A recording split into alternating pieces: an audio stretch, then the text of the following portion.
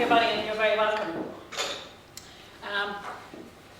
Welcome to our Swedish guests. It is a great pleasure to meet with some of you again and to meet with others that I haven't met before, so you're very welcome. The first picture I put up is just a map of the different projects around the country. And as we have seen from just some of the other maps, this is Dublin here. North Bengal is one of the groups that is at Dublin. And this is our project here, as you can see. And we cover the whole of County Meath.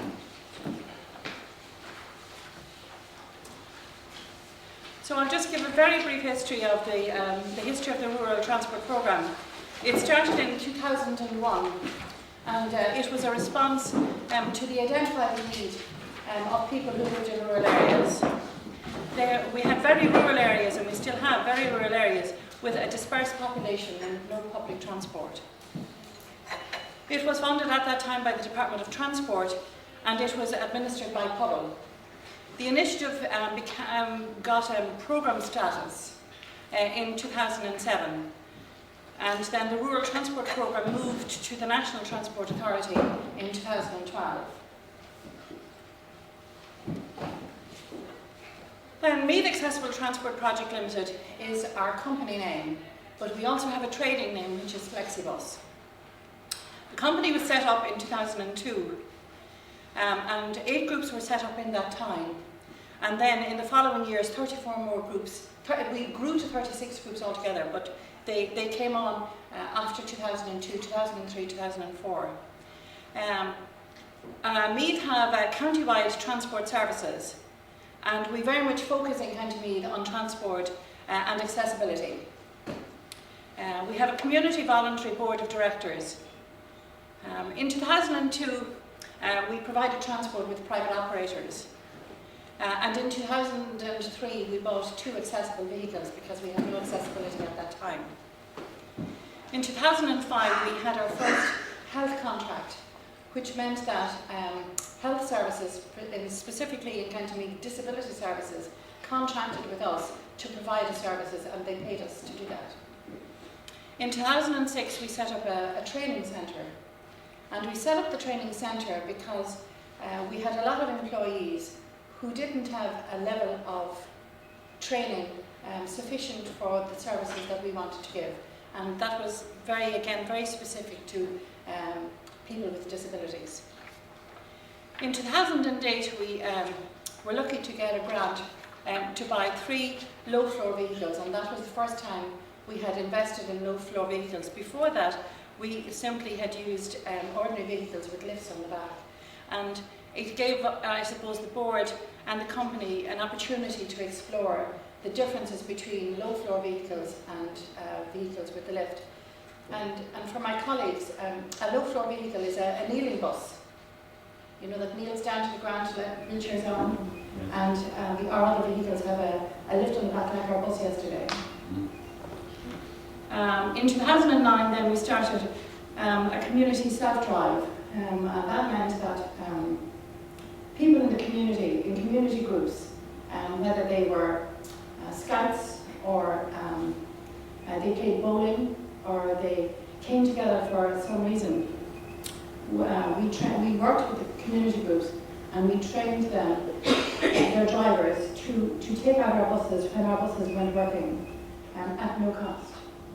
So they came in with us, they nominated a driver, and we trained that driver, and he uses our bus, or she uses our bus, mainly at the weekends to bring people to their activities.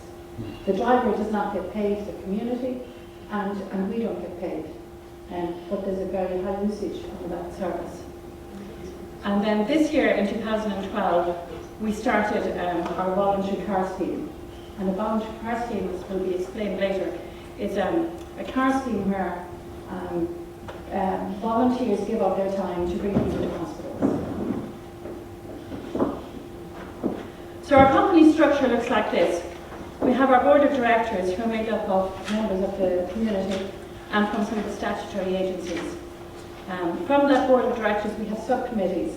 Subcommittees would be a finance subcommittee or would be a route, if we needed to discuss routes, we would set up a subcommittee, or if we were, at the moment, we're looking at changing our premises, so we would set up a subcommittee to examine that.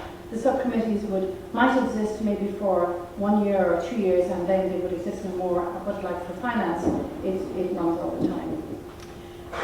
So we have a manager, and then we have finance, administration, our development and training. And then we also have our drivers and our passenger assistants. And passenger assistants are people who go on our bus to help people on our bus. This is our values, what we value most in our company. And you can read them in whatever way you like. Partnership, accessibility, flexibility, innovation, sustainability, quality service, community, and inclusion. So, how we started our services in the beginning. We identified areas through community consultation and public representatives. We would go out and visit a community group that was having a community meeting. And through them, they would identify the passengers that would need transport. And the group, along with the community, would contact that person. And maybe it would mean knocking on the door and saying, we're putting a service into your area if you would like to use it, and telling them the pick-up time and the return time, and asking them where maybe they might like to go. So then we would determine the destination of the service. We would start the service. We would continue to publicise that service, because as we publicise, more and more people use the services, and we would expand the service to meet the needs of the community. So if we started in a small rural area, and there were people maybe that lived a mile or 2 miles away from where our bus was going, we would divert our bus to pick up people who were not existing on the bus. The kind of services that we do are shopping services, banking services, which would include post office and credit union, leisure activities, community activities, visits to the pharmacy, clinic appointments, health appointments, going to the hospital, evening services, nursing home services, and day centre. Now, the two services on the very bottom, the nursing home services. The nursing home services cover really people who are in nursing homes and they want to go home for a visit, or they want to visit some of their relatives. It's not just directly into the nursing home. And the day centre is specifically around an area where we deliver out meals on wheels in that particular area. So we look at our model, which we call a community model, and it's broken up into 4 pieces. We have our own vehicles, and we have private operators. We have the community self-drive, and we have the voluntary car. So Flexibus, we manage our own vehicles, and all our vehicles are accessible. They're flexible, and we try to use the bus as much as possible during every day. So it may do a service in the morning and then come back and go out and do another service, and then maybe return another service. So it's trying to keep the buses going instead of having downtime. We give good employment, and all our drivers are trained. On our private operators, we work with the private operators in the county. They get paid on contract for their trips.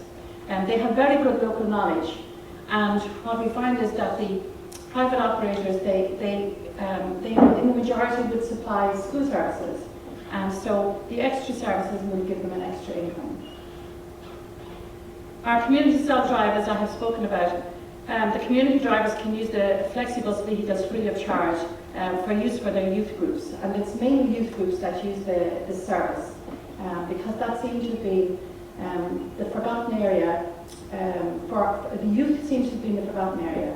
Because while the youth groups met in the local area, they had no finance to go and visit other youth groups or visit activities that they wanted to have. And all the training, the youth group will nominate a driver, and every winter we take in the nominated drivers and we put them through a 15-hour training course, so that when they go out in our vehicles, that they deliver the service that we expect Flexibus to deliver, and they take care of our vehicles in the way that we would like them to be taken care of. And our voluntary car is really only in its infancy. The volunteers give up their time and their car to bring people to health appointments. They receive a small travel allowance, and again, in the winter time, we train our voluntary car drivers. And these are mainly people who have retired or who are not working. So our Flexibus services, we have again different types of services as well. We have our rural services, which would be our private operator services. They would be our shopper services, people coming into town to get their shopping. Our social services, health services, and any integrated services we have with any other provider. Under community, we have the community car and the community self-drive. We also do summer camps for an Irish-speaking school in County Meath. They run summer camps throughout the summer, and we provide the transport for them. And this is, we earn money from this, so we get a little bit of money as well. And swimming and football for schools. And I have to just explain about the swimming, because it wasn't something that we had initially intended to do. But we had a phone call from the county council who managed the swimming pools to say that one particular very, very small school couldn't afford to bring their children in to swim, and it's part of our school curriculum. And they asked us would we provide the service. So we do get some money also, but the service we provide is really for the very, very small schools who are very isolated and don't have access to funding to go swimming. Our training, we now deliver training to our own drivers and also to the healthcare drivers within the county. We train for the community initiatives that we've spoken about, and we train our private operators. In Ireland we have, I'm sure it's a European legislative that all drivers have to do a CPC course over 5 years, and we train that also. We train other rural transport groups, and we have done some training for the National Transport Authority. And under our contracts then, and this is our earned income, we have health services, we have some school services which are for people with disabilities, and we have training transport which is for marginalised people. So this is a breakdown of our vehicles and staff. We have 15 private operators and 22 accessible vehicles. 3 of them are low floor and 5 are flat floor, and 6 have 8 seats, and 2 have 18 seats, and the rest of them then are all between 12 and 15 seats. A wheelchair space takes up 2 to 3 ordinary places. So even though our buses may be 18 seats, we may only have maybe 14 seats or 13 seats on it, depending on how many wheelchair users that we carry. In any one month we would carry about 800 wheelchair users. So we have a lot of, we give a lot of accessible transport. On our staff side we have the manager, which is myself. We have 2 full-time and 1 part-time front office staff. We have 1.5 persons covering development, HR and training. We have 29 drivers and 7 passenger assistants. We have 13 voluntary car drivers and 22 voluntary community bus drivers. And again, as I said, the key to service delivery is efficient route planning. And that route can change every day if people are going half the way. Because our services have built over the last number of years, we have invested in an IT system which we have been developing over the last 2 years. The system is being used by a couple of groups in Ireland, and the cost depends on what modules you use. It's a modular system. So you can have any of the modules that are listed here from 1 to 6. You can have a training module, a maintenance module, a passenger module, services module, a driver's module, or a trainees module. And each of these modules give a different piece of information. And they're the modules that have been delivered so far. So whether you have private operators, or whether you bring people in to do your services, or whether you provide the services yourself, depending on which you do, these modules all fit in together. And we've now linked that into phone technology, where we have our own Flexibus app, so that now we can do a lot of what we used to use on our paperwork can be delivered through our application on the phones. So we can deliver, all our drivers will deliver in their mileage whenever they get on the bus in the morning and when they finish in the evening. They would do their maintenance check. We have a very detailed maintenance check that our drivers do every morning.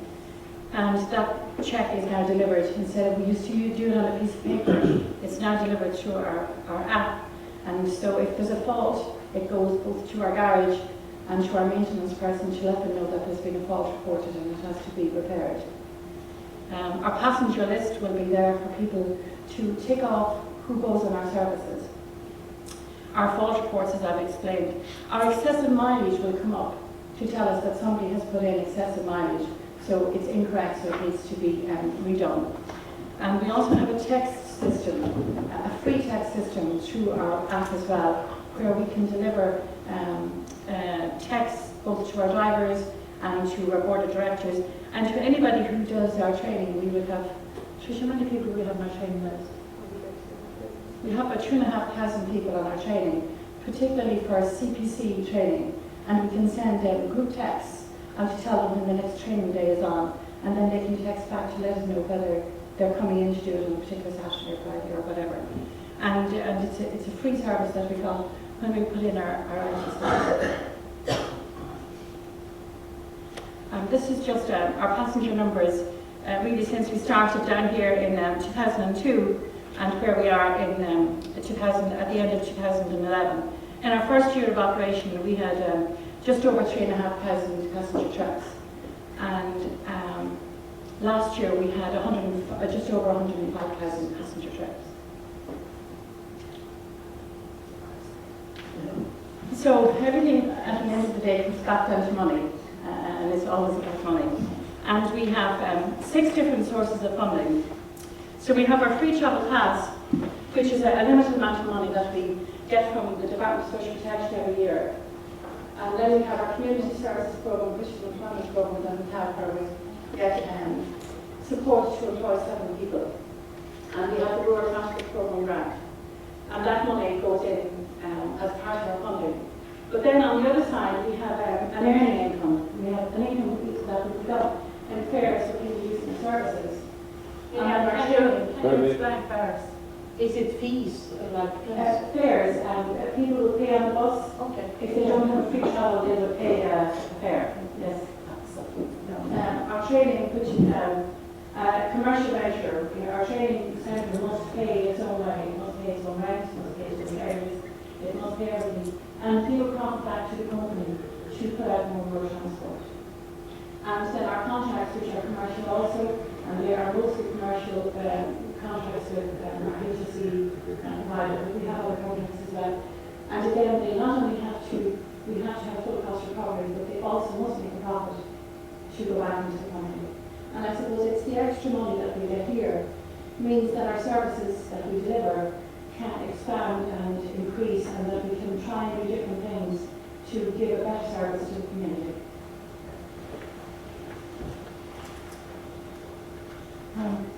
So we look at quality, and we're always talking about quality of work, because we try to have the best quality we can possibly have.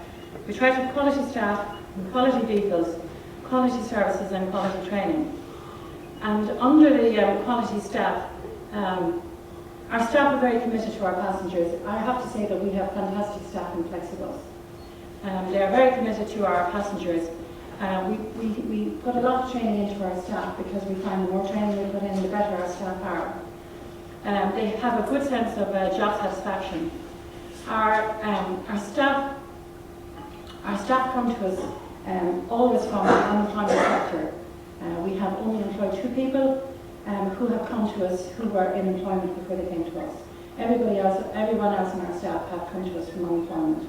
And they may be from long-term unemployed, they could be from disability, they could be from the traveller sector. A TOOS initiative is a new initiative that came in last year from the Department of Social Protection, and it was to get people who are long-term unemployed back into the workforce.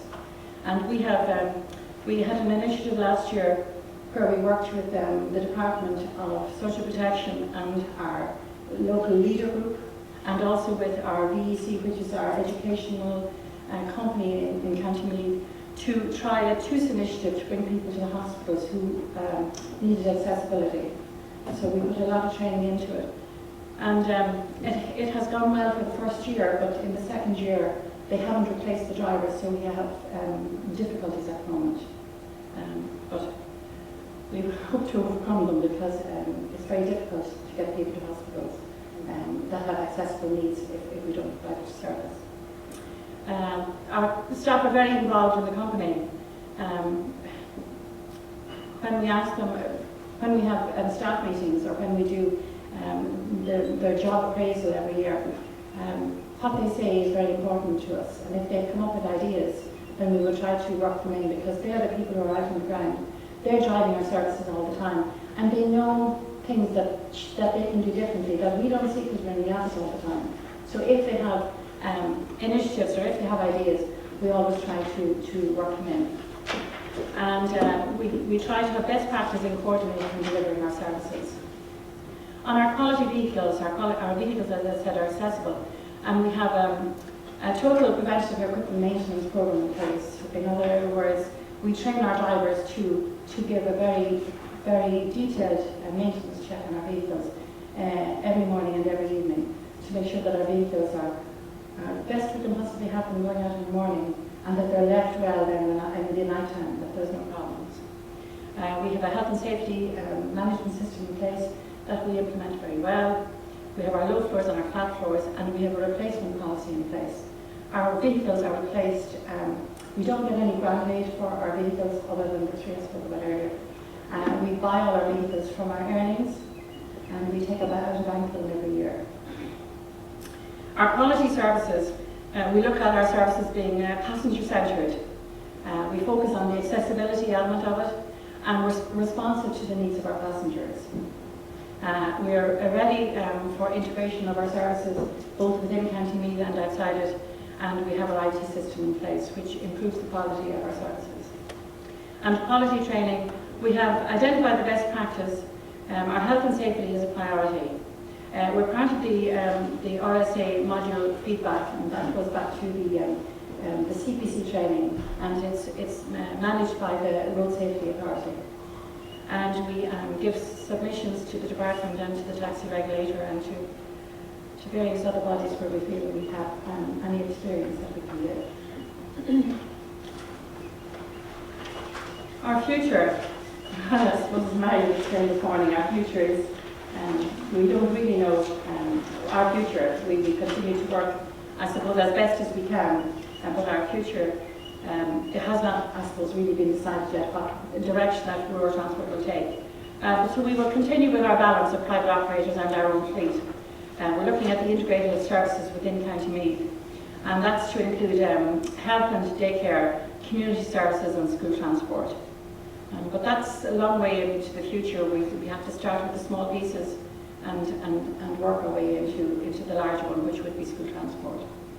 Our future, we're looking at integrated services with Bus Éireann and rural transport projects in Louth and Finglas, which is North Fingal, and access to hospital appointments through integrated services, and to identify villages for integrated services. And over here I have kind of a mountain time. I'm not exactly sure where we are on that mountain yet, but we are going to climb it the best we can. I'm just then, in my last slide, I'm just showing an initiative, which is this here.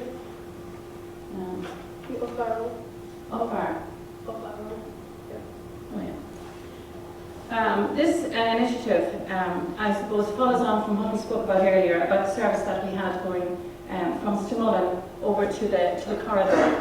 When we were talking earlier, we spoke about how the services, we have services coming down here, which is both rail and road. And we have areas here where we have people that want to go to hospital. The Nifty group, which are over here on my right and on your left, have started the service going from Swords into one of the hospitals, one of the large hospitals in Dublin. And so we have been working with Bus Éireann to try and get both Louth Next, which is the Louth project, over the gentleman on the left and your right, and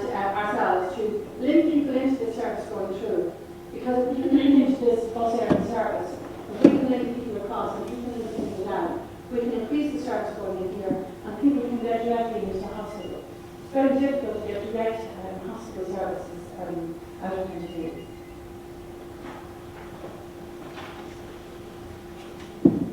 And finally, I suppose, this is what we're all about.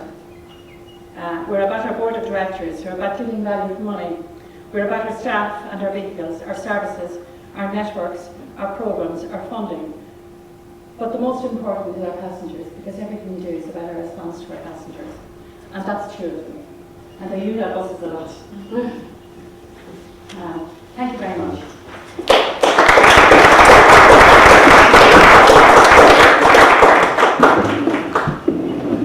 Before I call for questions for Mary, do you want to take them now? I think we'll take all the questions from the transport chair. Okay. But before then, I call on the next speaker, Michael Tell, development doctor with South Kildare Rural Transport.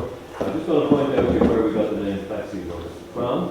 Not only were we flexible in our approach, in our business model, in our funding sources, in our staffing, you had to be particularly flexible because you never knew when the next opportunity was going to come out of it, and you never knew what the next service you were going to have to deliver or need you were going to have to meet. So flexible was the word from day one. Good afternoon, or was it good morning? Just about afternoon, so good afternoon everybody. And first I'd like to thank Flexibus for the opportunity to talk to you today. I'm from South Kildare Community Transport, and we were set up in 2003, just after Flexibus. Our objectives and our emphasis are there on the slide. All our scheduled services are wheelchair accessible. All our drivers are trained in VDAS and PATS, first aid and CPR. And all our scheduled services, plus our own 2 buses, have defibrillators on, just in case anything happens to any of our passengers. This is the area that we cover. We cover the south of Kildare, and all the main towns in South Kildare are already have bus services, mainstream bus services and train services allocated to them. So what we try to do is we try to go to the rural areas within our catchment area and bring them into these main towns in Kildare.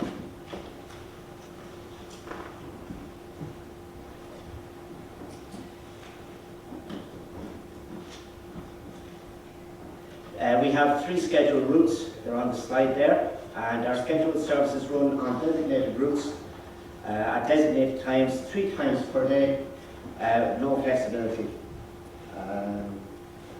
If our scheduled services didn't hit those little rural areas, there would be no transport system for those people.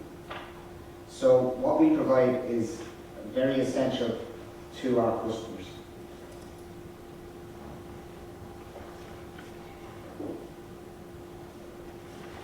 Just to follow on from that, we try to follow on, it's a collect and connect. So in other words, what we do is, again, just focusing on some of the rural areas that are in our catchment area, what we do is we bring them from their homes and bring them into the main towns like Newbridge and Athy here.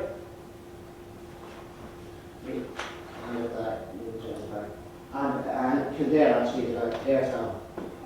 Those 3 main towns are serviced by mainstream bus, like bus airing and train services as well.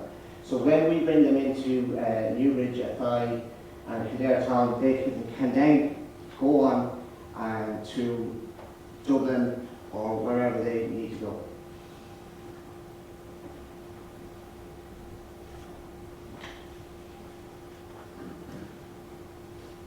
In 2009, we realised that all our scheduled services have reached pretty much a maximum. So the board of directors decided to try and expand our services. So in 2009, We bought a 4-year-old bus, and we advertised on radio and in the press, flyers and emails to all community and voluntary groups. Visited, a bit similar to Flexibus, visited groups that needed transport, and we conveyed a can-do attitude. And we still, to this day, convey that message to any group that we are dealing with. We think it's vitally important that we just come to the table with an open mind, listen to what the groups or the organisations need, and try to meet their needs. We are now operating in the last year or so on a full cost recovery basis. So,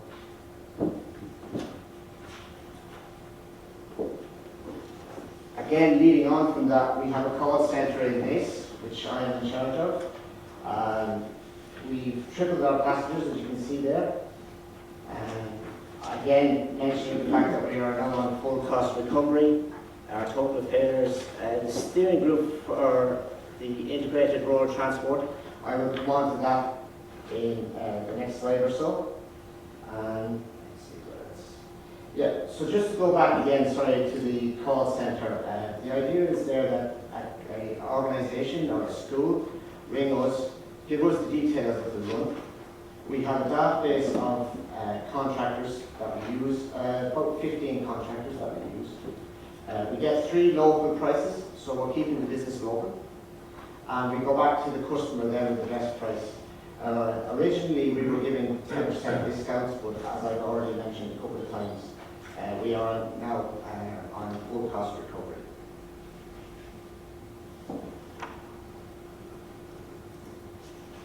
And that's our projected figures for 2012, and you can just see there the third point down is even in the last year we have increased our figures by 15%, which isn't bad in the times that we are in. And the last point there I just mentioned as well, even though the increase in figures are due mainly to our Southing services, which, like I said, mentioned already, is dealing with schools and community groups, etc., our scheduled services have also increased. So we're moving in the right direction. Now, moving forward into 2012 and 2013, we've introduced the CURT. It's the Kildare Integrated Rural Transport. And that is a joint venture with the other rural transport that covers some of Kildare, which is called Offaly Kildare Community Transport. So this is a joint venture now that we are taking on board. There are 12 stakeholders on our steering group. Some of the stakeholders include Bus Éireann, the Health Service, who else have we got?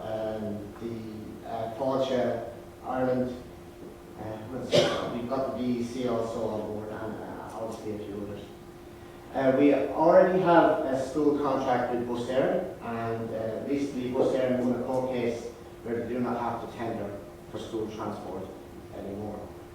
And what we're trying to do to move things on is an animation process, which is currently with the Department of Environment, Community and Local Government.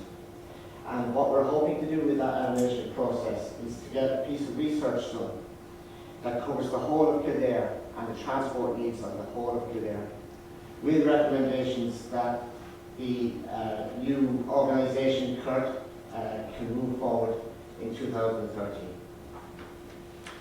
And finally then, these are just some of the proposed routes that we are looking into. I'll just actually start from the bottom here. We have a Dublin coach that runs 24 hours, 7 days a week. And it hits the main populated areas of Newbridge, Portlaoise and Meath. And what we propose to do in venture with OK Transport is to pick up the people in the rural areas and bring them in to these main destinations of Meath, Newbridge, Portlaoise, so that they can link in with Dublin Coach and go on to wherever they want to go. So that's hopefully what we are looking at the moment. And we are hoping, at this early stage, we're looking to run that 12 hours every day. So hopefully that's coming forward in 2013 if everything goes according to plan. That's me finished. I didn't keep you too long, so thank you very much for your time.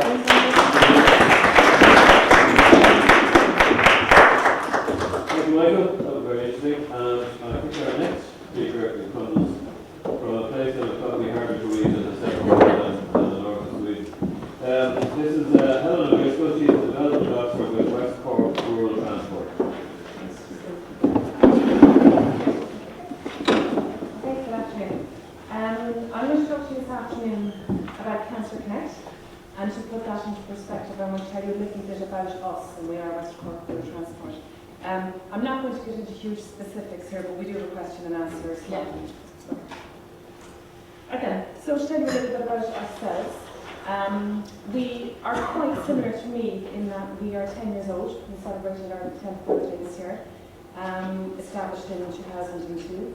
We have a board of 16 with representation from different community organisations, different private organisations, community sector, etc. We have a staff of 21 at the moment, and that's a mixture of full-time and part-time staff. Last year we clocked 65,000 passenger journeys, so again, similar to me, we seem to be increasing our passenger journeys as the years go on. We have, again, a system like Louth where we have, just tell you about our buses, our physical buses. We have 15 vehicles at the moment. That includes vehicles allocated to Cancer Connect, which I'll get to, and also vehicles that are broke. In the last number of years, we have certification from the ISO. We have a quality management system in place, and that's the ISO 9001-2008. So that's something we work very hard to maintain. We try to keep our standards fairly high. Okay, so in terms of what exactly we do, we have a transport delivery module. We have our own buses. We have private operators. We have various models of service integration. We work with various organisations within the West Cork region, like we have the Alzheimer's Society. We provide transport for them, and the models differ slightly between the organisations. It's always down to what type of transport they need. One of our more recent partners here was the University College Cork, who provide disability accessible transport for the university. We are RSA approved to deliver the CPC driver training, and then we also deliver manual handling, first aid, MICE training, PATH, etc.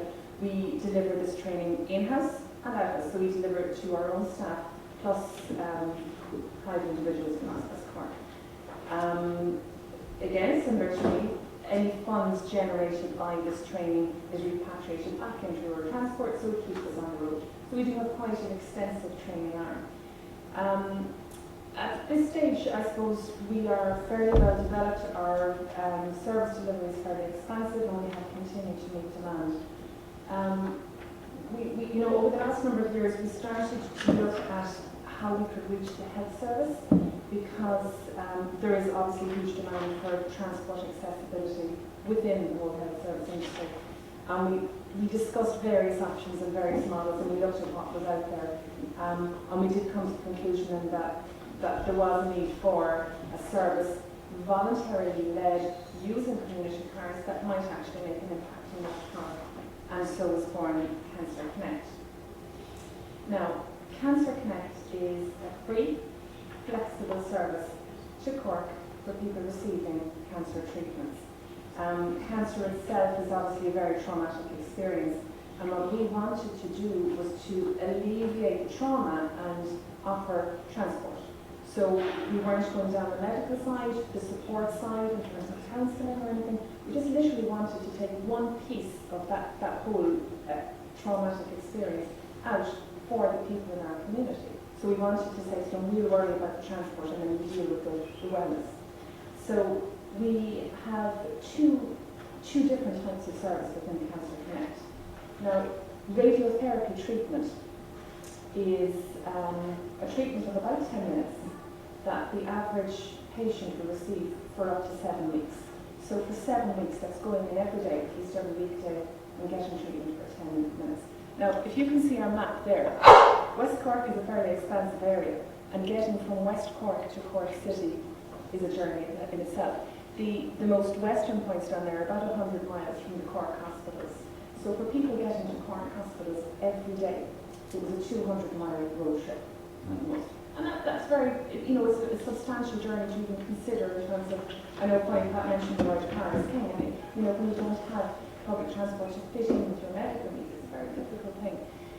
So what we did initially was we looked at radiotherapy and we thought, what can we do to alleviate that issue? So we purchased 8-seater vehicles.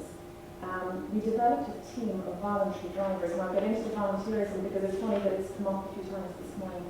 We developed a team of drivers that offered up their own time to bring people up in these 8-seaters. And we discussed how to operate this with the Cork City hospitals. So what the Cork hospitals have done for us is they have given us a time slot. So every day we have a time slot in Cork University Hospital for 1 hour. So we bring passengers from Castletownbere and Goleen, so they're the two starting points, down here. We bring them from here to there every day, and we drive up to see them. So with the help of the hospital, we were able to deliver a very, very structured voluntary transport system. And by structured, I mean we have a timetable. We leave here at 9 and we get here at 9:30 and here at 10, and it's very, very much structured. And the passenger now knows they can depend on it. If they're going for 7 weeks, it's the same thing every day for them. There are certain pickup points. They book in through the office. Very, very simple to run and very, very much voluntary driven. I mean, we don't physically get into the vehicle ourselves. We have a panel of volunteers dedicated for this run. Set in stone.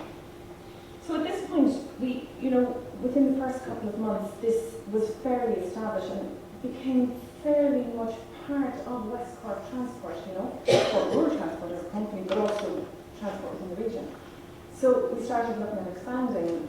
We were getting an awful lot of calls, an awful lot of queries, and an awful lot of health service needs that we weren't able to manage with this. So we moved to our chemotherapy service. Now, chemotherapy is a treatment that is very much dependent on the individual in terms of how often and how long it will take during the day. When I say chemotherapy, I'm including the treatment, but also doctor's appointments, scans, blood tests, that whole remit of hospital appointments that people need to attend. Our structures were established. We had our drivers, we had the number of people using our service that also now required further services. We had the hospitals on board, so it was nearly ready to be expanded. And here becomes the community cars. And again, I'll go back to Pat saying car is king because it kind of struck a chord. It is king. If you look at down here, going from West Cork up to Cork, when you don't have a public service system to meet your needs, it has to be cars. And there is a very high level of cars within the area, so we harness that. In our case, the community car is one person taking his or her own car, collecting a neighbour, bringing the neighbour to hospital, waiting in the area for the day, and then bringing the person home. So it's a very, very, very simple system. Community is very much about one person. I mentioned the word neighbour, bringing somebody that lives in the locality, so you're not wasting any travel time going from A to B. It's very much picking up your neighbour, bringing that person up. The hospital advised us that the passenger needs were fairly specific. So for people going through this sort of treatment, they needed to be in a comfortable vehicle, they needed to be transported in a one-to-one structure, as in they couldn't really sit in an 8-seater vehicle with 7 other people because of infection, etc. So our passenger in this case is quite vulnerable, and it was very much about providing the right vehicle, both literally and metaphorically, to bring them up. So our passenger needs instructed the community car sense, if you know what I mean. Health services phenomenal in this case again. I mean, the local hospitals, pharmacies, doctors, surgeries are promoting this and have embraced this. And at this stage, what I have is the hospitals in Cork ringing us and saying, if we schedule treatment for this person on a Wednesday at 9 o'clock for 5 hours, can we cater for that? So we said, yes, we can. And then they'll make the official appointment with the passenger. So they're really working with us in this, and we really feel that at this stage the service is quite inbuilt. Okay. So to I suppose give you a couple of numbers on what I'm talking about. To date, now we're about a year and a half on the road, just over 18 months. We have made about 2,000 trips to Cork. We have carried over 3,000 passenger journeys. We've travelled about 130,000 kilometres. We have 180 drivers on our panel, so they would be people driving the radiotherapy vehicles. And then we have, volunteers drive both radiotherapy and cars.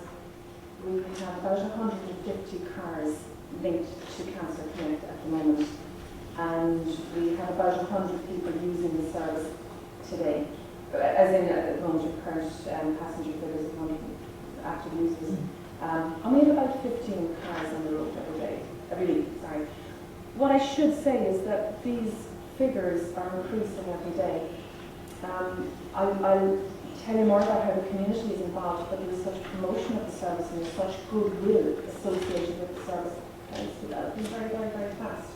So our figures are rising, and when we were looking at the average number of cars per week, we really found it difficult to pinpoint it because it's increasing.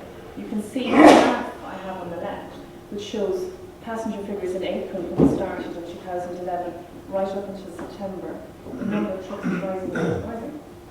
Now, what I should say is that we have the capacity to deal with this.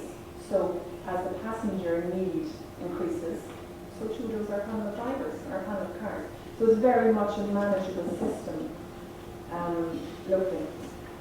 Just to give you some testimony, we have very strong feedback from our passengers, and what they talk about constantly is that goodwill and the kindness shown to them. I mean, I have a million anecdotes of how well people are cared for.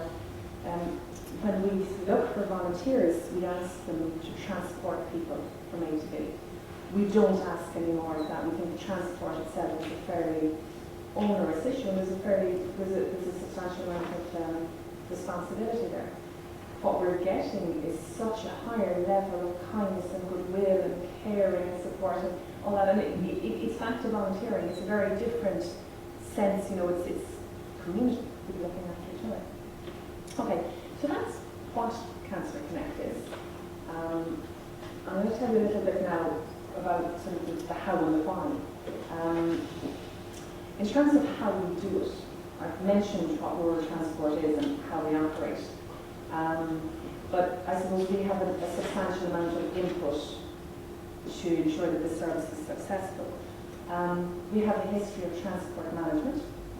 So we've been in the programme for 10 years. And we had the operations, the routes, the administration, we had all of that on the go for 10 years. So when we decided to deliver Cancer Connect, we were very much in a position to have the skills needed. Okay? We also, as has been mentioned, we have a fairly strong accessible ethos, accessible transport ethos, and we were able to build that in very quickly into Cancer Connect because of our experience. We would work very closely with community groups and always have done. So we were very much aware of their capacity, and we had a very tangible link to them in order to tap into that capacity. Do you know what I mean? That we knew how strong they were, and we had experience and had built relationships with them. We have a tradition of being demand responsive. I mean, we started quite similar to I know all the road transport groups in the room. We started with one bus. And then as demand increased, we were able to extend our services. And that's what we've been able to do with Cancer Connect. We started with radiotherapy. There was that demand to look for chemotherapy support, and then to deliver it. Going back to volunteerism then, and it's funny when Navan said earlier about the numbers dropping slightly of volunteerism, it's certainly something we've looked at over the last number of years. Before we even looked at Cancer Connect, we thought, how can we harness volunteerism into the transport sector? West Cork is so broad. We have such a huge area, it's so rural. We needed to tap into the people out there that had the goodwill, but we needed to, I suppose, link them in substantially to us. So we had developed policies, procedures. We had an inbuilt system in West Cork Rural Transport already about volunteerism, and we were very much ready to take volunteers on board. So when we decided to deliver Cancer Connect, we found it very easy to get volunteers. You know, I guess there is that issue of goodwill for people looking after each other, but we were very much able to say, you know, we are a not-for-profit company, we have very, very strict rules and regulations, we have a very strong system to buy into. So people knew it wasn't a casual thing that they were linking themselves to, but it was very much a definite volunteering role that they were buying into. I say societal integration, it's funny because we really saw, you know, West Cork Rural Transport as a substantial service delivery agent in the area. But we were surprised at how strong Cancer Connect has become in the area, possibly due to the fact that we were there already and we had the foundations laid anyway. But Cancer Connect was very quickly tied into the service industry, possibly, by service and transport service industry, possibly due to the support from the hospitals and due to their buy-in on it and due to people being able to respond with their own vehicles, so it was less onerous for them. But there were so many different elements that came together that embedded us fairly quickly. I mean, we're only a year and a half old, it's nearly frightening how fast it's embedded, but it's a good thing. In terms of sustainability then, because we have increasing passenger demand and the phone rings every day, people are introducing saying, I have to get up there tomorrow, I have to get up next week, I need to be up by 9, can you help me? On the other phone line, we have people saying, I've heard about Cancer Connect and I'd like to volunteer. So we're very much able to sustain it, and to date, we haven't been in a position where we let anyone down, which is good for us, that we can be trusted, I guess, to offer that, you know, trustworthy support. So now, that would be very much the how we do it, the why we do it, why we have Cancer Connect. The passenger is the obvious answer. You know, it's passenger support, and we all understand how difficult cancer can be for anyone. If we can do something within that whole health service issue to look after it, we will. And, you know, it would be our number one priority. One of the reasons that Cancer Connect has worked, I guess, as well, is because of the community ownership. I mean, you know, we have the community cars, we have people looking after their neighbours. So what's happened is that they're not only looking after their neighbours, but they're looking after the project. And they're making sure that it continues. So within the communities, there are people telling each other that the service is on the road, telling each other that the service needs more drivers, and telling each other that the service needs funds.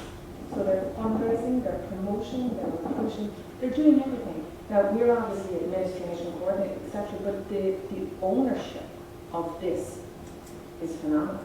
And I guess what people are saying in the face of cuts and recessions, you know, everything, the doom and gloom that's going on, they're saying, well, this is a tangible thing we can do for our community, but we need to look after it and we need to make sure it stays on the road.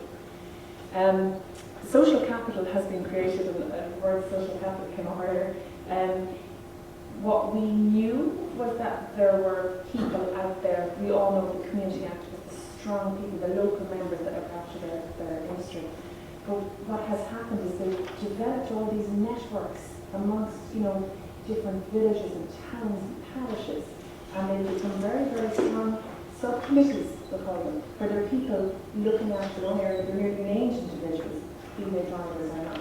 And they're taking on each different area, looking after it, and then supporting the economy in that way. So one of the reasons why we got this whole Cancer Connect and going was number one, passenger, but number two, community.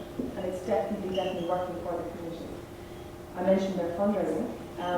Below I have a picture of our flagship fundraiser. I guess we had a cycle in September that in itself raised over 30,000. And I mean, for us, it's a phenomenal amount of money to be getting for any cause at any time, but for something like a charity cycle, I suppose it was an acknowledgement of the need for the service in the area. The cycle was managed by volunteers, it was organised by volunteers. From our perspective, the administration side was very involved compared to what we did. We have street collections, we have bingos, we have trashings, we have all these other community events that are funded and they're supporting Cancer Connect and keeping fuel costs down.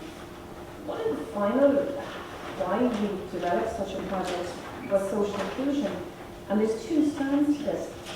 We never targeted anyone. You know, Cancer Connect is free. We didn't want this to be about money for the passenger. We didn't want it to be about if they can afford a taxi, then take a taxi. It was never about money. It was about, I suppose, alleviating pressure. So our social inclusion, while we weren't targeting groups, we were looking at supporting people within that whole health difficulty. So we have everyone using the service, from young people to older people to single to local people to, you know, we've a whole range of people with different needs using the service. And that for us is very much, you know, sort of a positive result in terms of social inclusion. The other social inclusion aspect is the drivers. We have 180 people driving. And what we found was that they welcomed being part of the team, and they very much wanted to do something, and they wanted to be part of their community. And this was the volunteering outlet for them. So social inclusion works certainly for the passengers, but definitely for the drivers. And we find now that they see themselves as part of the West Cork Road Transport team, that they very much see themselves as drivers. You know, not as volunteers, but as drivers. And we did mention volunteerism earlier. We mentioned the need to look after them, and to, I suppose, you mentioned training in your presentation as well.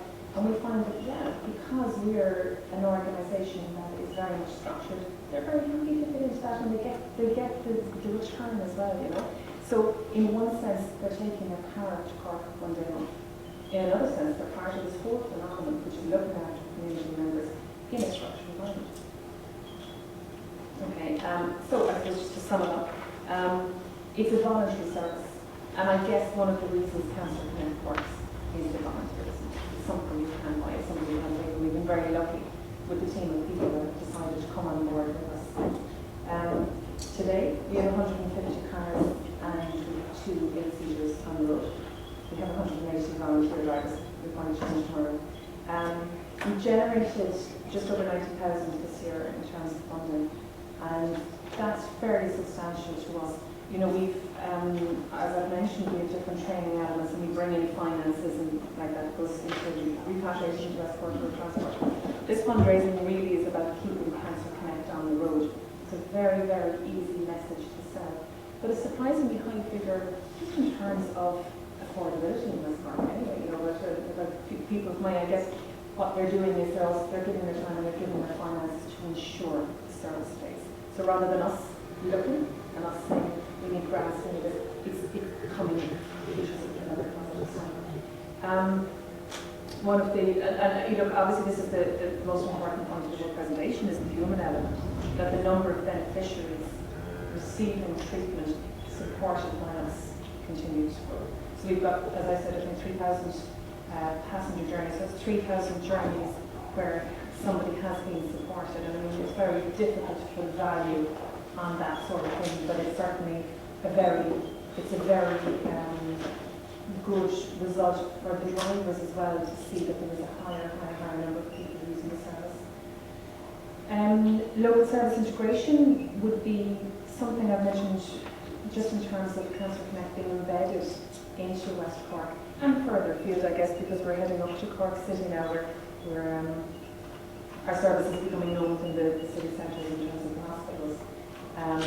It's certainly something that can continue to grow out into the communities and into local services because of the cars, because there are cars right across Cork, there's drivers right across Cork, and they're all picking up on it. So when I say local service integration, I'm talking local as in, not stand, but as in very, very rural areas and villages and towns and heading into the city.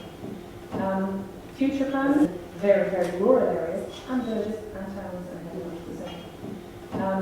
Future plans, who knows? We started off thinking we'll deliver a radiotherapy service. We've done that. Then we extended to a chemotherapy service, and we've done that. And now we're thinking the community concept, the community car concept is working so well and has such support locally. Why not branch out into the health service and why not look at the other needs? Because we do constantly get requests for other types of transport, or for transport to other types of health treatments or illness treatments.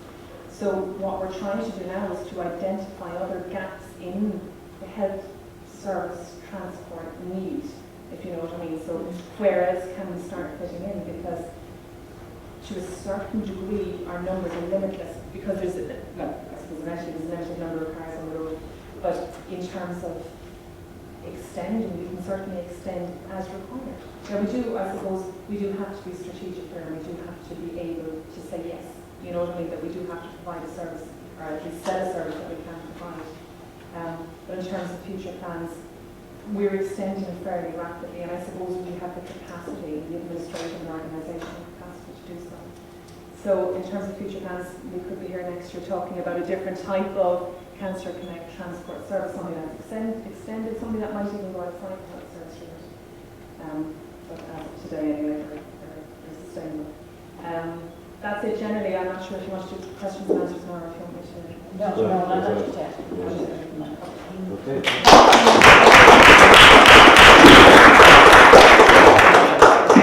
Well, thank you very, very much. I want to say that it's a wise man to learn one quick thing today. I was totally unaware as to this particular dimension of West Cork rural transport operation, and I was so I was just totally I'm not using that term.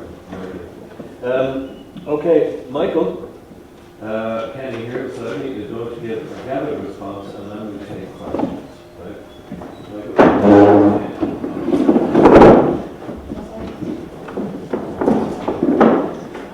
Okay, we all right? Yeah. I'm going to gather the response, John.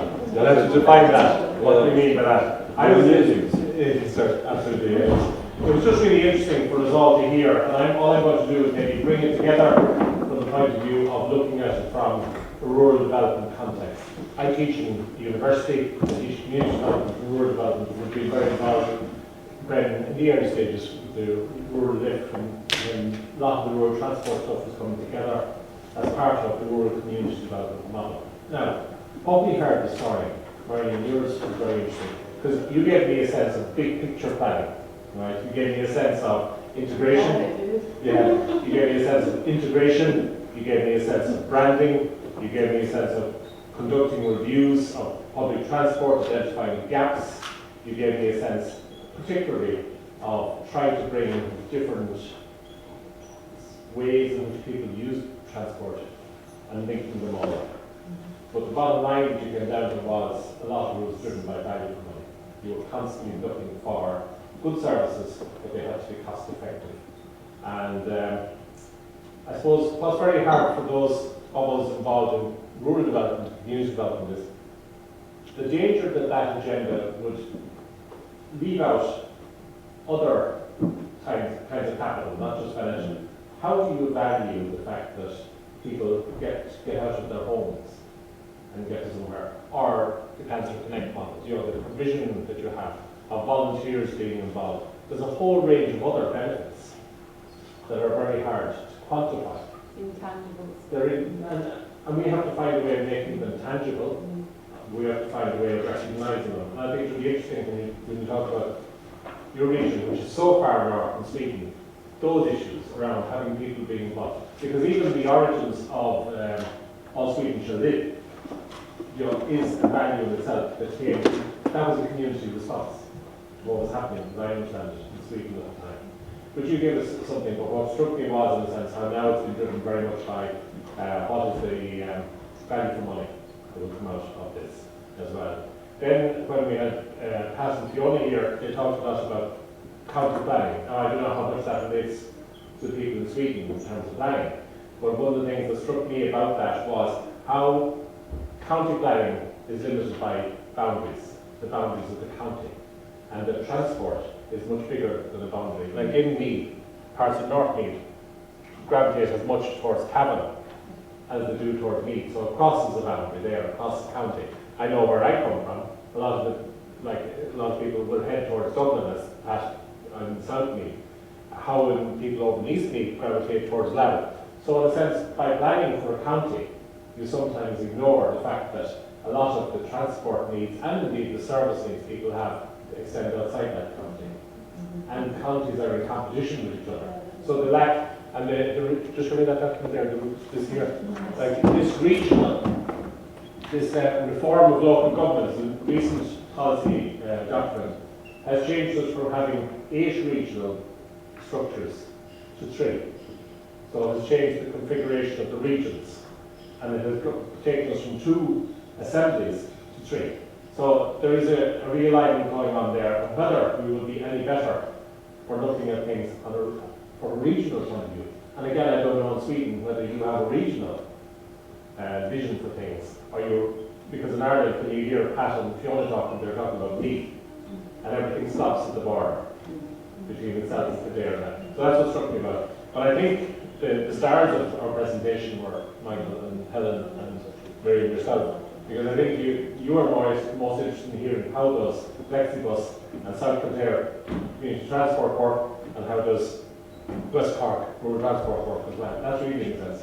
Much further. And I think what we heard is a range of services. They were all very different, weren't they?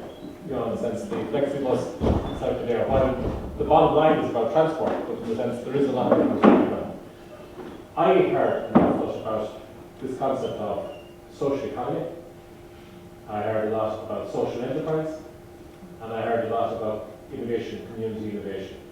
So really you were looking at people being flexible, looking at needs and trying to respond to needs. And what, when you break it down, is what John said, is to bring it together. In Ireland, our policy, I asked Pat about the spatial plan and the rural development policy. We had a very strong, and we were coming to an integrated policy, maybe up to the year 2000, 2001. And we developed a lot of policy documents, which if we followed through, could have brought us a more integrated response. But what has happened is it has been superseded by the financial crisis in Ireland, because our policies are being dictated more by the Troika, which is the IMF and the EU than anything else. So really, in a sense, we're not paying enough attention to an integrated policy in Ireland. I think that's what I think. Our policy, we asked about broadband, it's patchy, it varies from place to place, it's dated. So I think there's questions around that. Our planning, I think, is improving, but it's coming from a low base. I don't think we have a good history in Ireland of planning in an integrated way. So I think we have a lot to develop there, and what you started off Mary talking about was great, but it's from a low base. You know, it's amazing in the sense that we put in 2 rail lines in Dublin and didn't connect them, things like that as well. But I think one of the things that you have heard is that local initiative is vibrant, it's innovative, it's needs driven. But the other thing you heard is it's constantly on the edge. Because one of the points that came up today was uncertainty. There's an awful lot of uncertainty. We're not sure. And in Ireland, in terms of rural, we really have 4 separate pillars. We have the farming economy, we have the business economy, we have the state economy, and then we have the social or NGO, non-governmental economy. And it would be lovely if, in a sense, even in rural areas, if the state economy, the business economy, and the farming economy work very much hand in hand with the voluntary sector. But just even what's happening now in terms of change in this cap, the common agricultural policy, the funding for rural development coming from Europe, it's not one voice coming from Ireland, it's a number of different voices. I think that's something you should consider. One of the things I think that, in bringing it to a conclusion, is that I think the biggest thing that will drive us for the future is sustainability. How we can sustain things. If people are working in an uncertain world, it's very hard to know what our sustainability will be. We have to have, if we are going to be a sustainable society, we have to have stronger social capital.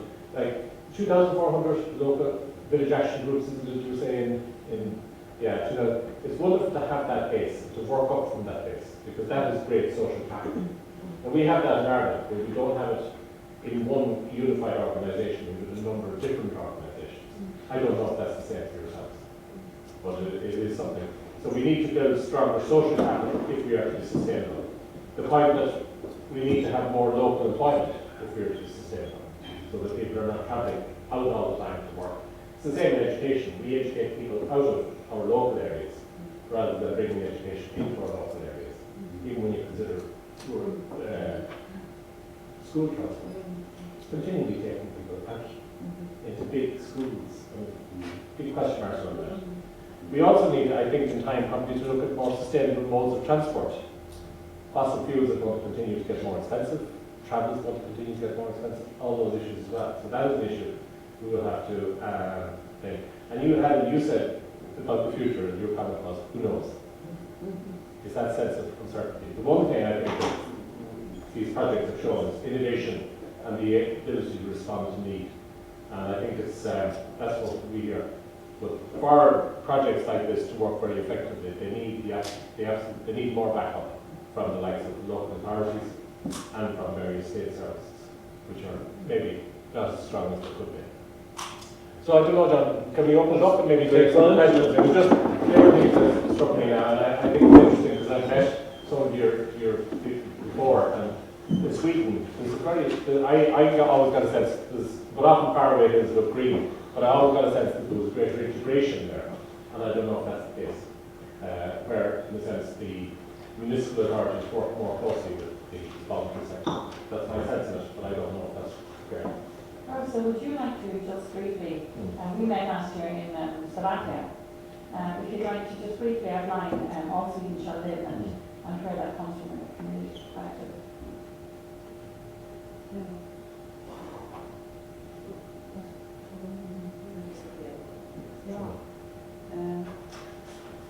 At first, I have to apologize my bad English.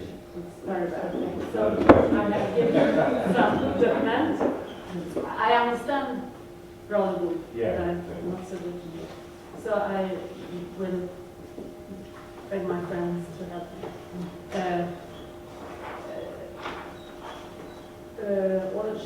All Sweden Shall Live is a national association consisting of the above mentioned almost near 5,000 local action groups in Sweden.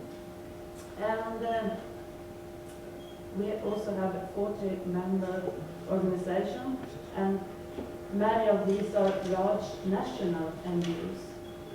And there are 24 county networks. So All Sweden Shall Live, Norrbotten is one of these. We are working with information and advisory service on a county level. And this county councils are formed by the local action groups of the county.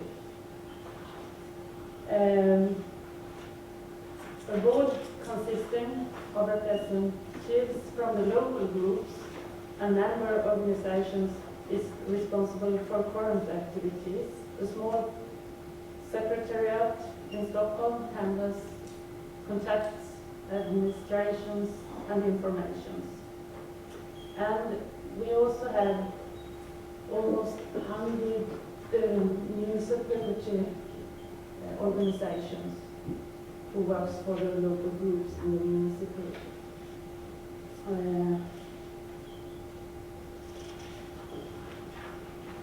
The mission of All Sweden Shall Live is to support local development towards a sustainable society.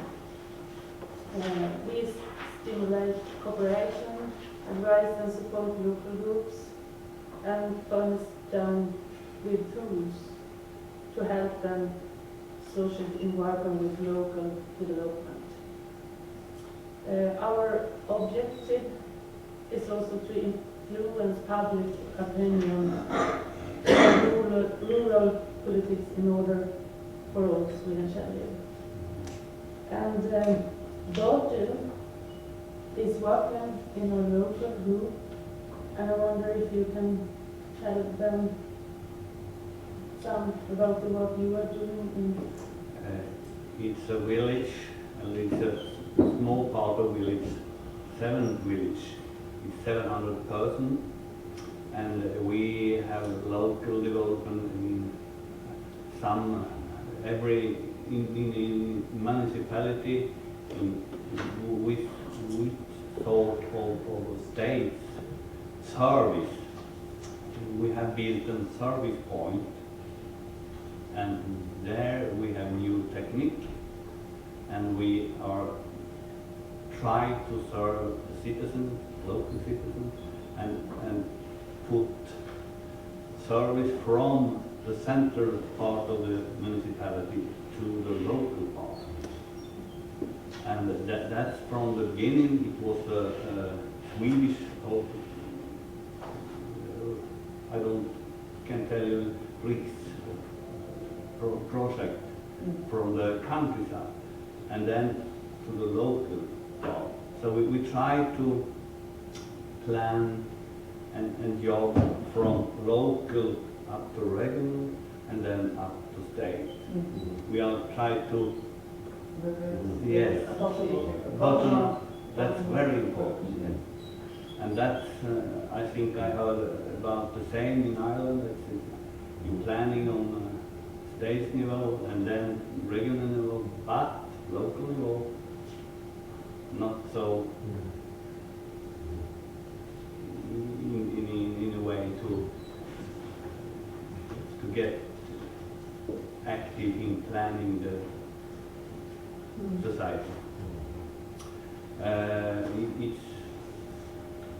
This service point has all three sectors in thought and in members. It's private sector,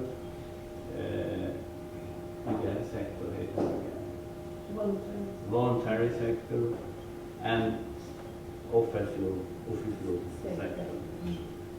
And it's very, very local, as it's the municipality and the local level that try to get together and plan together and start local projects to get new possibility to serve the local person, people. Yes. Little about that. And then we have a project in the county, the regular county, we support in municipality in Ardboyne.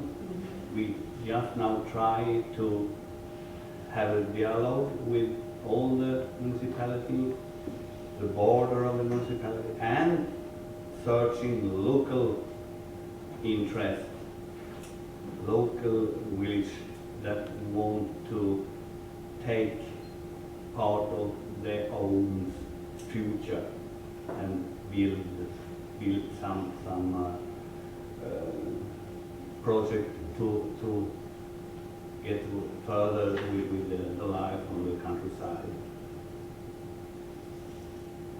Do you understand? Yeah. Well, something about like And as you understand, people live very sparsely scattered in our country. There are about 248,555 people in this big area. So it is a problem with transports, and that's one of our aim to improve the economy. And we believe that we must find new solutions in the future. We also have for the health, the new technique on the service point. You can call up the hospital 100 kilometers from the local area and put it on the screen, and you can talk to the doctor, and you can order a new recipe and so on. That's one of the parts to get service on another way. And now we have to take the car and drive 100 kilometers and then 100 kilometers back. Now we can put it up on the screen. I know last year when we were in Slovakia, one of the things that you spoke about and Ilka spoke about was people that lived in the village and travelled to work, that they would buy their petrol in their local station, that they would buy their bread in their local shop, and they would buy their basic necessities. And that by doing that, it made a switch in the economy in Sweden, and it came about through all of Sweden Chalet.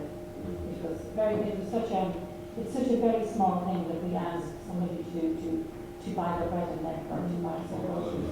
But it makes such a switch and such a difference within a local community.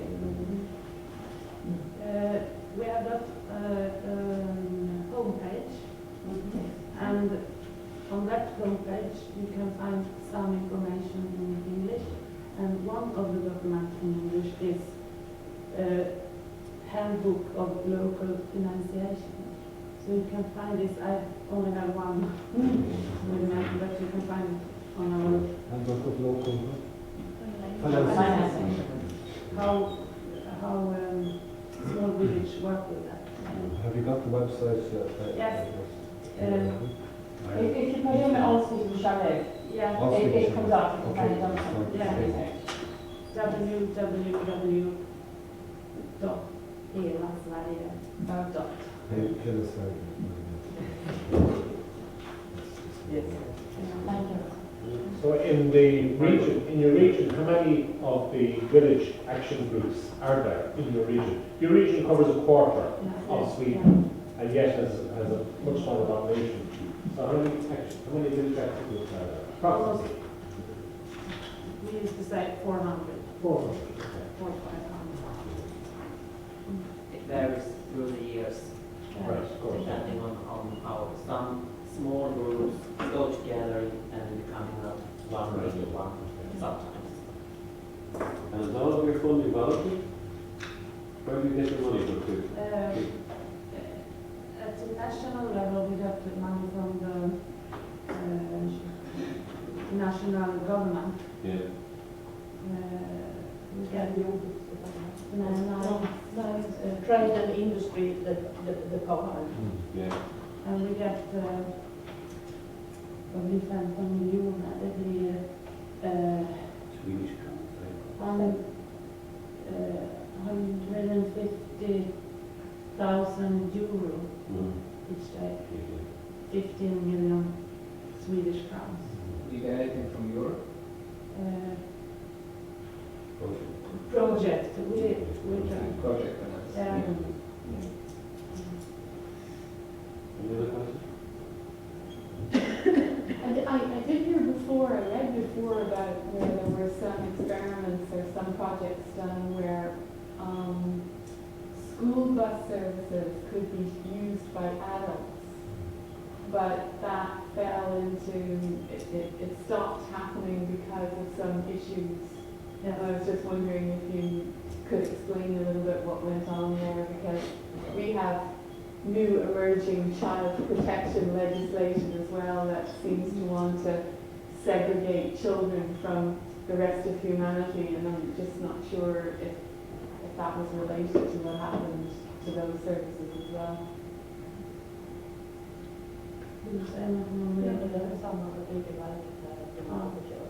I don't think it's the same as the legislation was Is it? stopped. Yeah. Yes.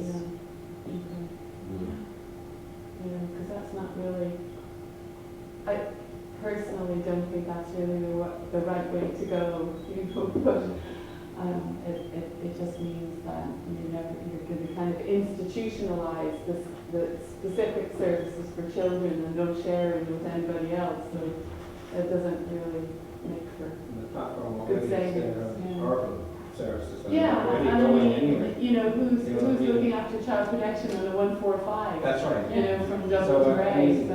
in yeah. real terms, if, as Miriam alluded to earlier, if people are properly trained, Yes. do you know what I mean, and there's a proper level of supervision, Sure. I can see, and I mean, it defeats the whole purpose Yeah. of what we're trying to do in terms of integration. As Yeah. you say, you're isolating a particular sector of community completely, you know. Can we ask our Swedish friends, what have you learned so far? What strikes you as new or different from our experience? I have learned that you have a very long tradition of the voluntary sector. In Sweden, you know, we've been involved in any wars and so we had very good economy and we built a very good welfare system where the state and the region and the municipality took care of everything. And also that women, both in the family, began to work in the 60s, so everyone wasn't at home. Because I have some question about all this kind of voluntaries. Is it the average age? Is it young people or is it older people who is engaged and be voluntary drivers?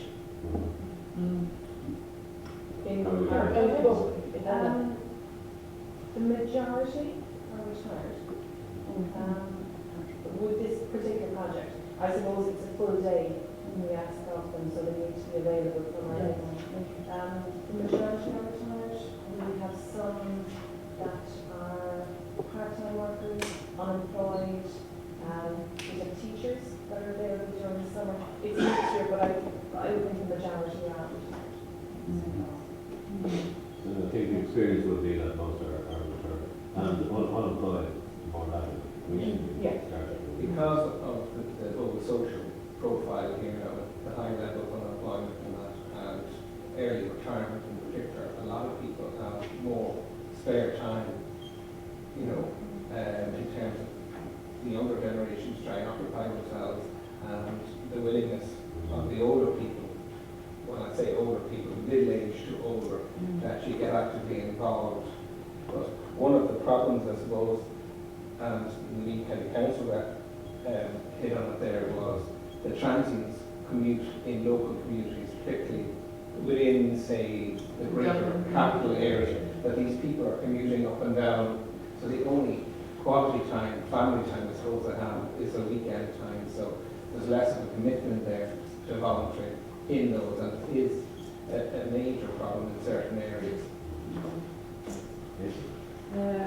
In Sweden, we have a strong social economy. And we say we have the three sectors. And but the third sector is the social economy. We don't cooperate to each other. Sometimes we felt that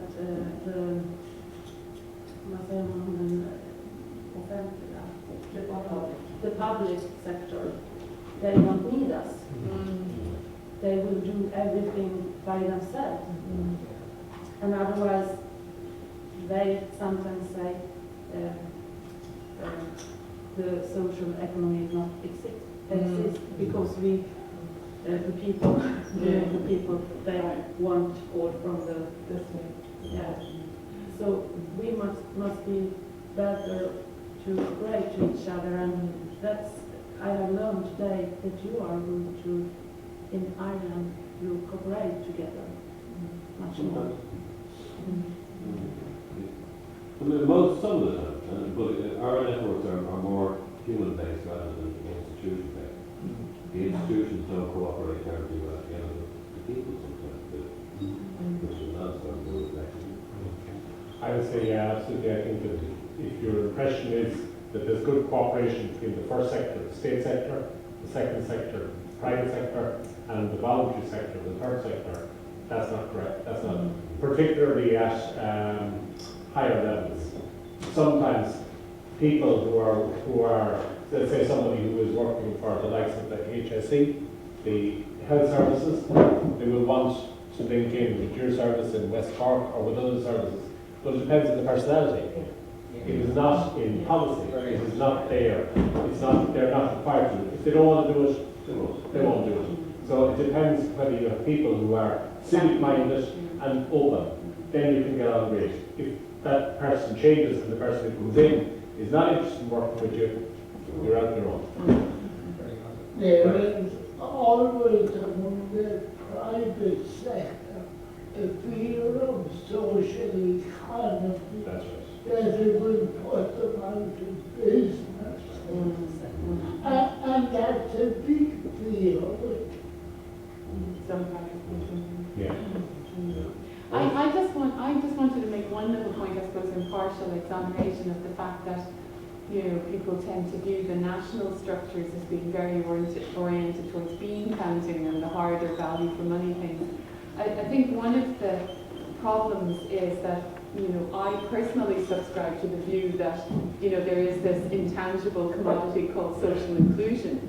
But I think that it's actually, in a way, our fault that we haven't disaggregated that somewhat and said, even if it's only to identify a set of measurable proxies, that you can then help the junior bean counters that are coming at you to see the connection between,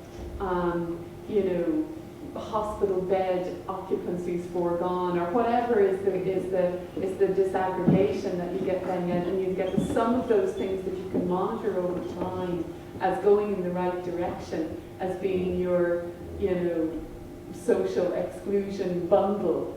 And I think that's probably down to us that we haven't kind of broken it down a little bit, and we've used, what is lovely stuff to see, which is anecdote, to kind of shore it up, but they're not really interested in that, And I think that's a shame, because we really need to do some work on that if we're going to keep protecting it.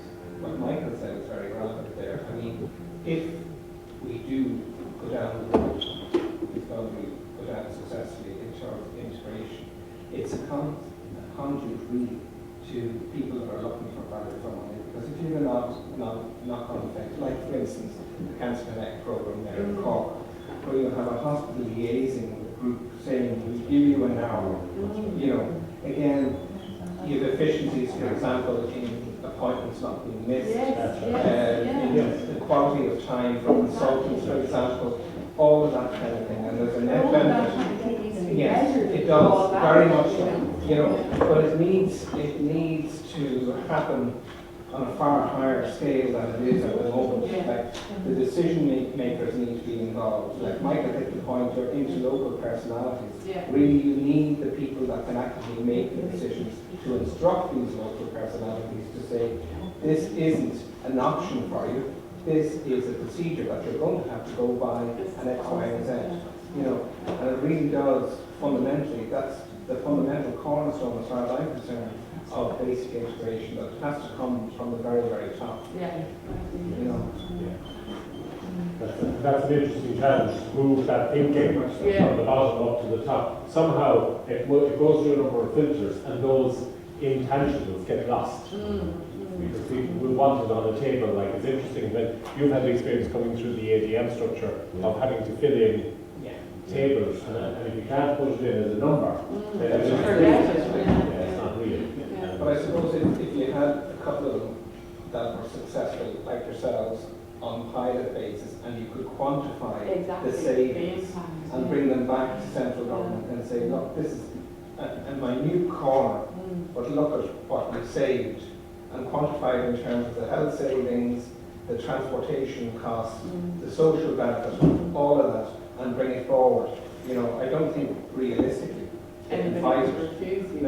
Yeah, but I think it's interesting in terms of how all Sweden shall live, how it developed so quickly to be a national infrastructure in the voluntary sector, because we've had a lot of projects in Ireland, particularly through the partnerships, that have operated for years as pilots and are absolutely successful, and yet don't get beyond the pilot stage. And the problem too is there are localised pilots within individual partnerships. Like, I mean, John said to me outside he was blown away by the Cancer Connect, and I have to say I was too, because it's something that I wouldn't have even thought about, quite frankly. Because the first thing I would have been looking at from a small group point of view was, my God, where am I going to find this money? Do you know what I mean? It closes the door straight away, but when I hear things like, fundraising to the tune of about 90,000, I was absolutely blown away by that. A little more about the local situation in our village. It's an economic association, local economic association. We have contract with the municipality. For example, garbage station is open 20 hours a week.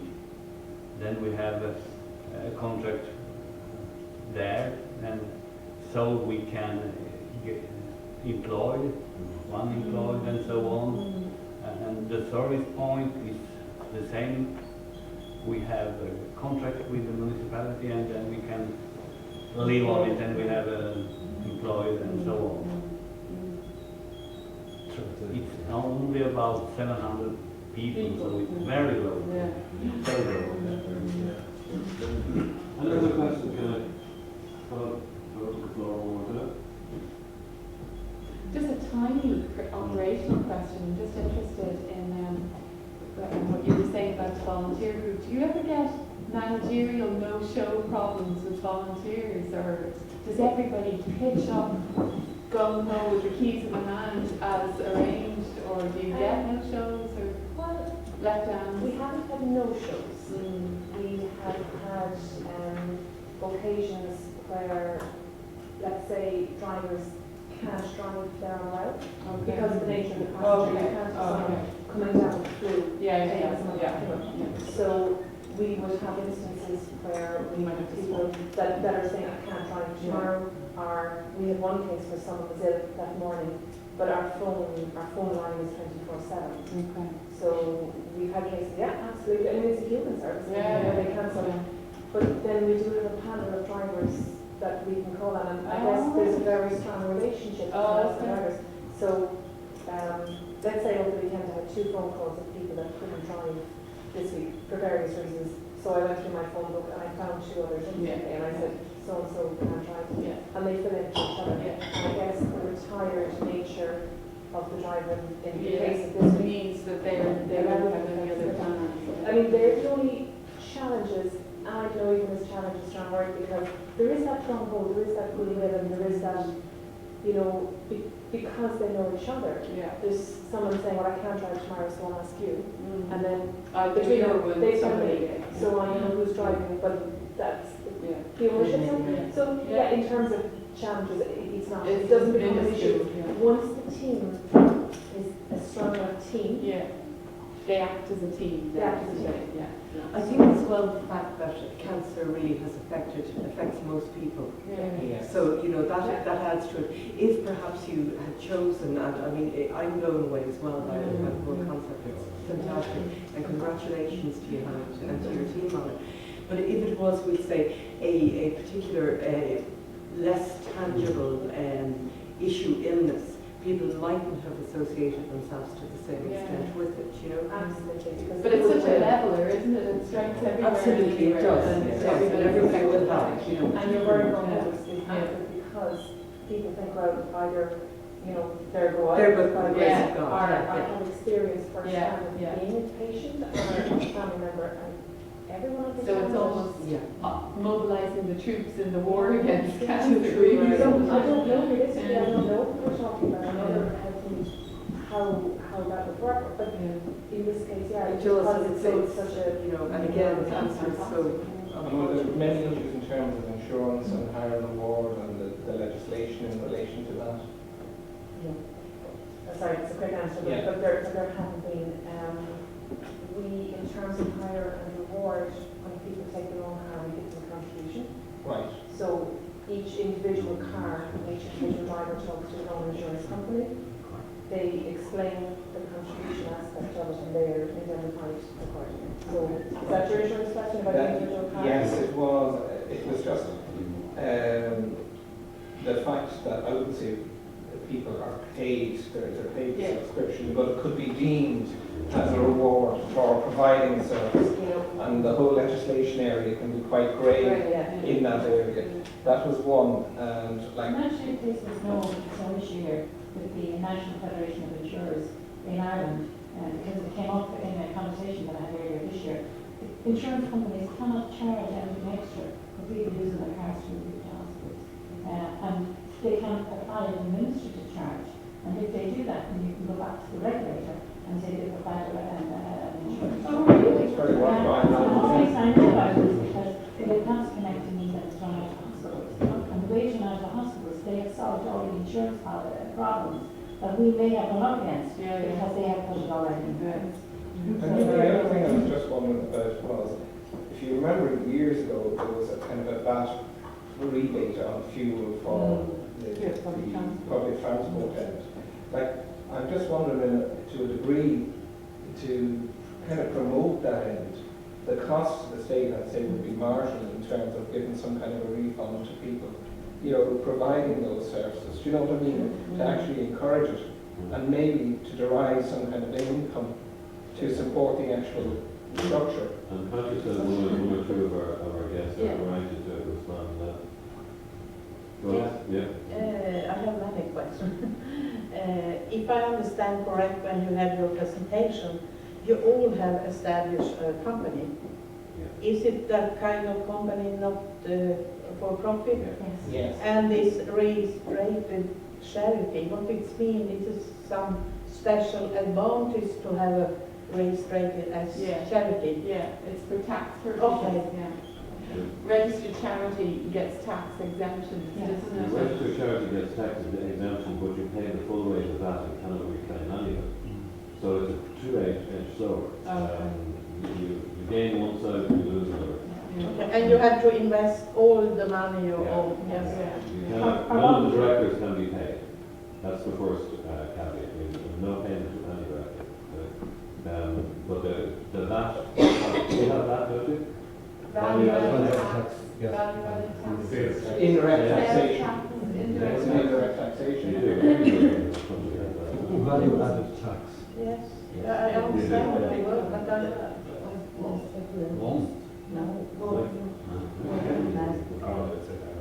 You don't have that? Sales tax. It's a sales tax. Yeah. Sales tax. Everything's like What, that? Yes, we have that, yes. Well, we can't reclaim the VAT when we make an investment. Private companies can. Okay, I'm going to... Sorry, John, just before you go, one last Sorry. question, Miriam. In connection with your voluntary community bus drivers, Eric apologises he had to leave a bit early, but he did have a question about the insurance and organising insurance. Do you run into difficulties with that? We haven't run into difficulties. We insure the buses and we insure drivers because the drivers have their proper papers. Okay, It's serious one, whichever case may be. So they have the correct license and they are insured on our insurance. I mean, the greatest difficulty, the greatest fear I think the board had in the beginning was that if we had an accident, if they had an accident on our website, how difficult that was going to be. And so that's why we put in such a high training program. The training is in, and we do drive outs with the drivers to ensure that they drive vehicles in a careful and correct manner. And that's about all we can do with many of our drivers, is to give them a good base training and to ensure that they continue to do checks that we ask them to do. Okay, so they're treated like paid drivers, basically. And is it a fleet insurance company? Yes, it is. I just wanted to No, check that point out because Well, I think my driver we've been to with two vehicle insurance related companies. or fleet, yeah. We've been with two insurance companies. The insurance company was now is the HP and the Suite.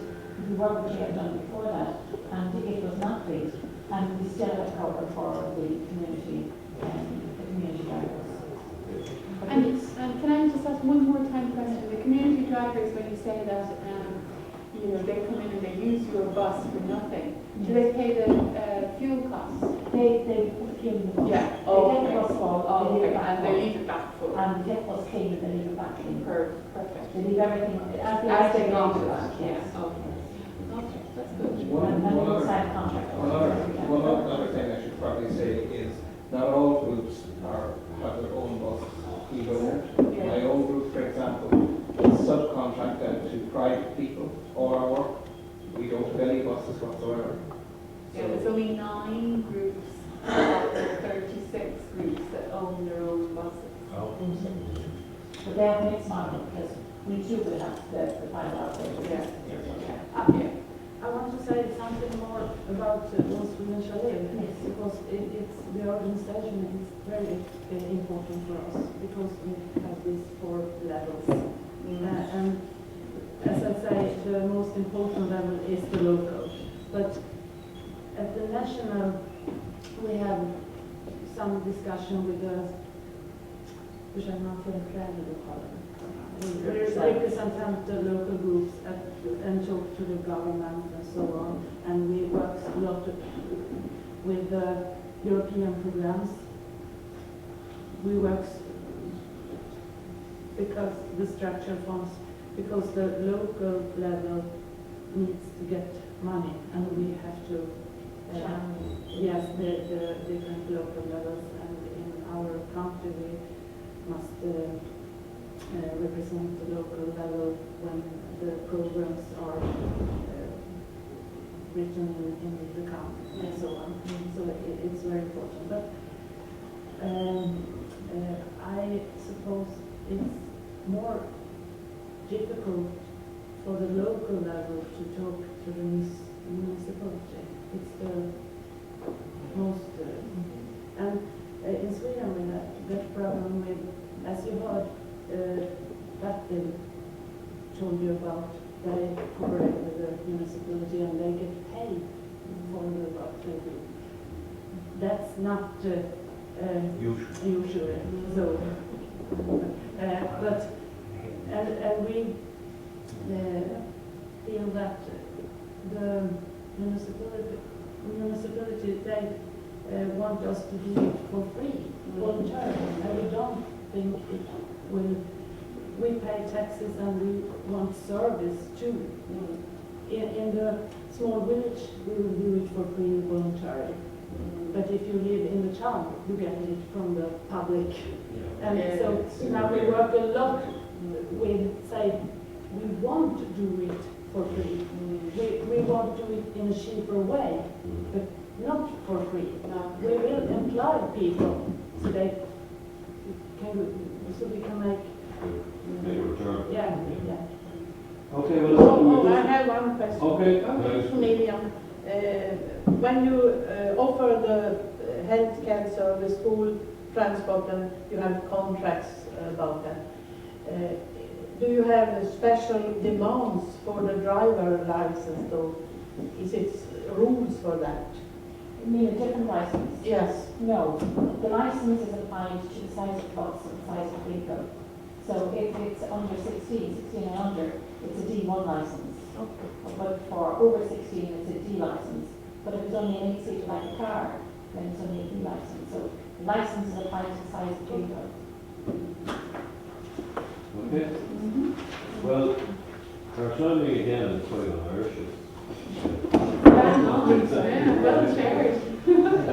I'd like to thank all of you, specifically Marnie from the National Transport Authority, who is, she said, it's the wet week in her new division. But things are already beginning to change under the National Transport Authority, and hopefully it will be as same as possible and as productive as possible. Our two reps from Meath County Council will have to leave early, Fiona and Peter. Michael Kenny, our brother, who unfortunately we had a class at 2 o'clock, so he has to go. Our 5 rural transport projects, who was 5 of them. Over here, and Boston's here, Kildare on the far side, and Bantry. And obviously the board of our Flexibus. Brian, who is our back seeing man, where's he got him? Brian, come out there, like a little man. Who laid on all of our IT systems, etc., and who's the first class guy at his job. And I There he is.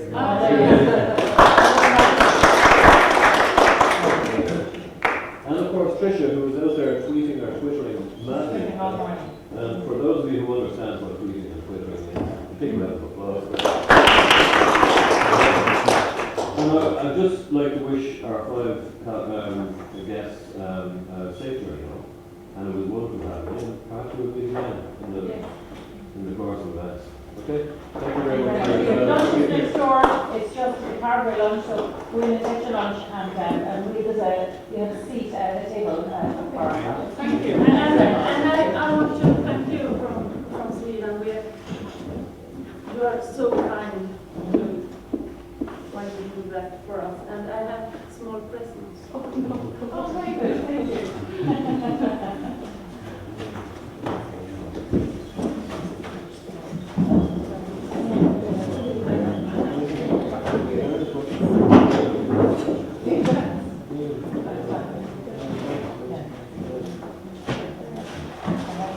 some special songs.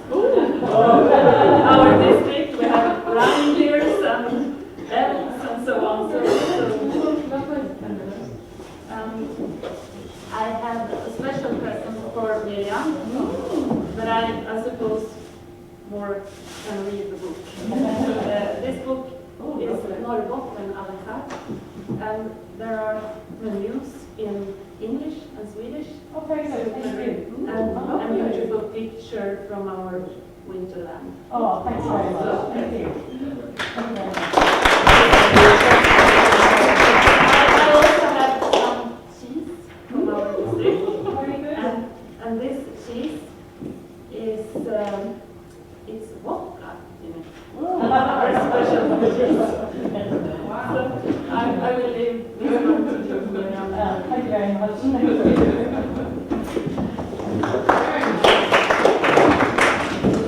Thank you again.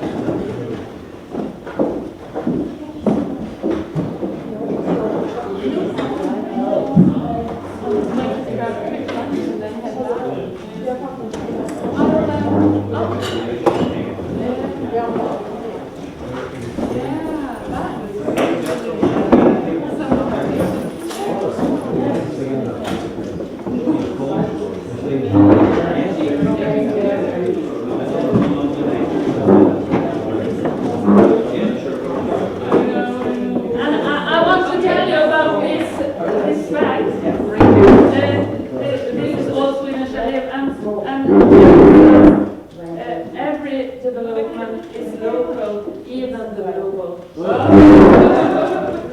Very good.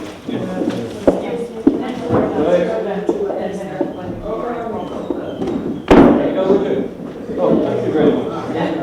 Thank you. When there's next. When there's something, is it? Thank you very much. That's what we-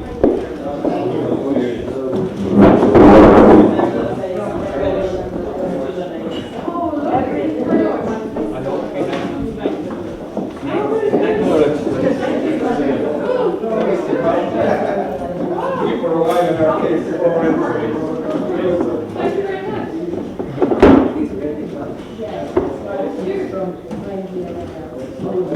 Thank you.